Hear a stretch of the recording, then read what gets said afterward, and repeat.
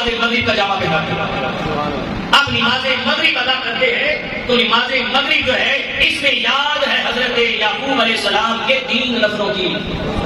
تو نماز مغرب بھی نبی کی یاد سے خالی نہیں ہے. مغرب میں بھی نبی کی یاد منائی جاتی ہے. کوئی نماز خالی نہیں. رہ گئی نماز عشاء. عشاء کی نماز کے بارے میں کون بولا ہے؟ ایک روایت ہے کہ عشاء کی نماز سب سے پہلے حضور علیہ السلام نے پڑھی اور آپ کی یاد ہے.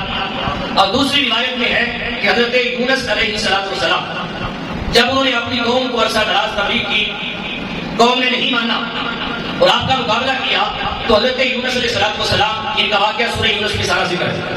یونس علیہ السلام اپنی قوم سے ناراض ہو کر اپنی قوم کو چھوڑ کے چلے گئے. دریا کنارے گئے, کشتی آئی, کشتی میں بیٹھے. جب دریا کے درمیان میں گئے اور بھی مسافر تھے تو کشتی نے ڈولنا شروع کر دیا. کشتی ہلی. لوگوں نے کہا کہ لگتا ہے کوئی غلام اپنے مالک سے بھاگ کر ہماری کشتی میں آ گیا ہے, جس کا عذاب ہمیں ہو رہا ہے, ہماری کشتی ہل رہی ہے. کئی سارے اس عذاب میں مبتلا نہ ہو جائے, لہذا غلام کو نکالا جائے. کوئی نہ بولا. پھر قرہ اندازی کی گئی, نام لکھ کے قرے ڈالے گئے. جب قرہ اندازی کی گئی تو قرے کے اندر حضرت یونس علیہ السلام کا نام نکلا. جب اللہ کے نبی حضرت یونس علیہ السلام کا نام نکلا تو لوگوں نے یونس علیہ السلام کو کشتی سے اٹھا کر دریا میں ڈال دیا. اب دریا میں کتنے دن رہے؟ جو صحیح اور مضبوط روایت ہے وہ 40 دن تک. ایک مچھلی آئی دریا میں اور مچھلی یونس علیہ السلام کو اپنے پیٹ میں لے, اور وہ مچھلی قیامت کے دن انسانی شکل اختیار کر کے جنت میں جائے. کہاں جائے؟ تو جس مچھلی کے پیٹ میں یونس علیہ السلام 40 دن رہے وہ قیامت کے دن جنت میں جائے گی. اور جس ماں کے پیٹ میں میرے مصطفیٰ 9 مہینے رہے, جس ماں کے پیٹ میں میرے مصطفیٰ 9 مہینے رہے, کیا وہ ماں جنت میں نہیں جائے؟ بعض لوگ آج اپنی کتابوں میں یہ نہیں لکھتے ہیں کہ معاذ اللہ حضور علیہ السلام کے والدین جنت میں نہیں. اللہ اکبر کبیرہ. اللہ ہمیں اس تہمت اور الزام سے بچائے. تو یونس علیہ السلام 40 دن مچھلی کے پیٹ میں رہے.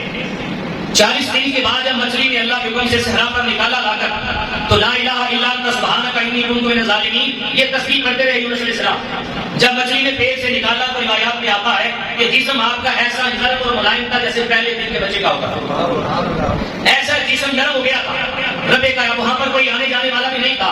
مچھلی نے صحرا پہ نکالا, رب کا حکم ہوا تو یونس علیہ السلام کے سر کی جانب ایک کدو شریف کی بیل اگی. کدو شریف کی بیل اگی یونس علیہ السلام کے سر کی طرف. اس بیل سے دودھ نکلا. حضرت یونس علیہ السلام اس بیل سے دودھ پیتے تھے. اور دوسری روایت میں کہا کہ رب کے حکم سے کہ ہرنی آتی جنگل سے ہر روز ایک مخصوص وقت کے اندر اور حضرت یونس علیہ السلام کو اپنا دودھ پلا کے چلتے. آپ دودھ پیتے رہے اور رفتہ رفتہ آہستہ آہستہ توانائی آتی رہی. جسم پھر سے توانا ہو گیا, مضبوط ہو گیا. اور جب جسم میں صلاحیت و قوت آ گئی رب کے حکم سے, جس توانا ہو گیا اور کھڑے ہو گیا اپنے پاؤں پر, تو رات کا وقت تھا, کھڑے ہوئے تو اللہ کا شکر ادا کرنے کے لیے سجدہ شکر کے طور پر آپ نے 4 رکعت نفل پڑھے اور رب کی بارگاہ میں 4 پڑھ کے فارغ ہوئے تھے کہ رب کا پیغام آ گیا, اے میرے یونس ہم نے تیرے 4 نفل اتنے پسند کیے ہیں کہ انہی 4 نفلوں کو بدل کر امت مصطفیٰ کے لیے نماز عشاء بنا. اب نماز عشاء بھی نبی کی یاد سے خالی نہیں ہے. نماز عشاء میں بھی نبی کی یاد ہے, حضرت یونس علیہ السلام کے 4 نفلوں کی یاد. تو رب کی سب سے بڑی عبادت نماز, ان 5 نمازوں کو بھی رب کائنات نے کسی نہ کسی نبی کی یاد کے ساتھ جوڑ رکھا ہے کہ بن نبی کی یاد کے کوئی نماز بھی قبول نہیں ہے. نماز بھی قبول نہیں ہے. یہیں سے تصور ملتا ہے انبیاء کی یادوں کو منانے کا. انبیاء کی یادوں کو منانے کا. اگر باقی نبیوں کی یاد منائی جا سکتی ہے تو نبیوں کے سردار کی بھی یاد منائی جا سکتی ہے.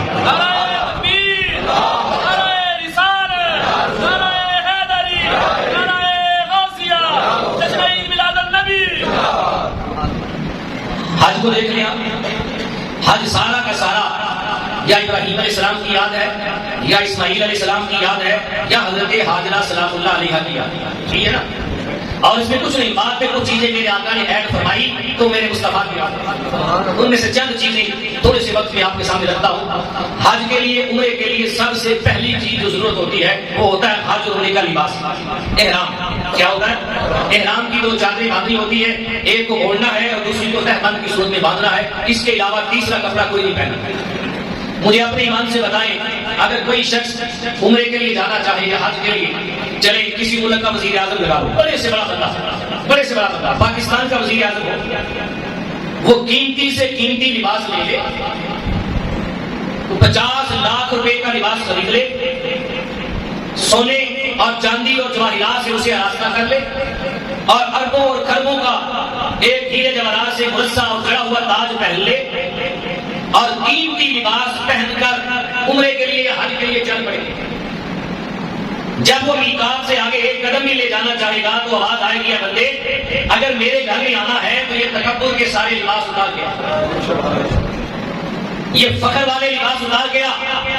عرض کیا مولا تیرے حضور پیش ہونا ہے، سب سے اعلیٰ بارگاہ ہے، کوشش کی ہے لباس عمدہ ہو، سب سے اعلیٰ ہو، تاکہ تیری عبادت بھی عمدگی سے ادا ہو سکے، تجھے پسند آ جائے۔